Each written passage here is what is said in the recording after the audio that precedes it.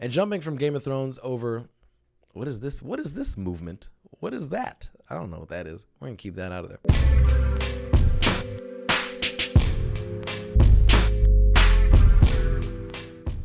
Hello and welcome to the Real Nerd Show. I am the nerd that likes to talk about real shit, Eli Mosley, and thank you for joining me on this inaugural episode of the Real Nerd Show. I haven't done this in a while, so I have to remember to get up on the mic and look at the camera and stuff like that. If you don't know what the Real Nerd Show is, which you wouldn't, because this is the inaugural episode, the Real Nerd Show is me combining my love of video games and other nerdy things with my love of also talking about real shit. We could jump from music to TV to movies to video games to real news. It's everywhere, and that's why I like this format, because then I can really talk about whatever the fuck I want to. But I'm gonna stop rambling and we're just gonna hop right into it. I couldn't start this episode off glancing over one of the best shows in TV history being back, and I know somebody's probably gonna fight me for that, which is okay. You know, you're down to have your opinion.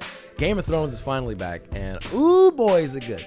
It's really good. I'm not gonna spoil anything. If you haven't watched Game of Thrones, please get caught up, because I know so many people that are either in the middle of seasons or that are just starting to watch it, and I'm proud of them because they're watching it, but it's also let's fucking get it going, bro, or man, you know what I'm saying? But it feels so good to have Game of Thrones be back, because it's that anticipation of every Sunday you plan everything around it. So you either have your viewing parties, or you have your ritual, if you will, of getting ready, watching the episode, and then tweeting about it after. Please don't spoil it. Don't be that dude that tweets out spoilers, because nobody likes that dude. But yeah, super excited. The Game of Thrones is back. I'm glad I have a show that I can watch that is my junk food. And yeah, it's junk food. I know there are gonna be a lot of predictions, because this is the first season that isn't structured by the book, so it's gonna be really interesting to see where the story goes, because we have no idea. But yeah, Game of motherfucking Thrones, dude. And jumping from Game of Thrones over to some music, Toro Y Moi just released a video where it's essentially his album playing, but it's playing over him driving down the freeway and driving in a city. It just sets the tone of the album really well. I thought there were some beautiful shots. I thought the cinematography was awesome, and so I thought I would share that with you, because if you don't know Toro Y Moi, his music is really awesome, but I thought that the video itself added to the vibe of the art itself. So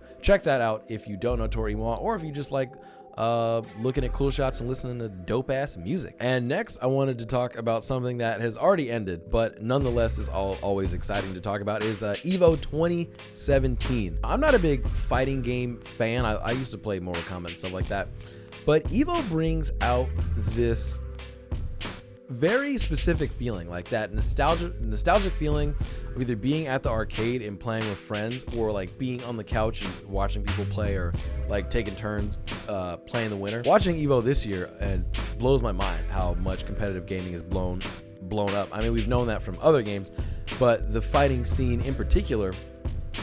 I was watching the Street Fighter V champion, and seeing a whole stadium filled for Street Fighter is pretty amazing. And of course, they had all the other fighting games like Smash Brothers and Marvel vs. Capcom, but Street Fighter is personally my favorite one to watch. So if you didn't check that out, go watch some of the matches from last week, because they are really intense.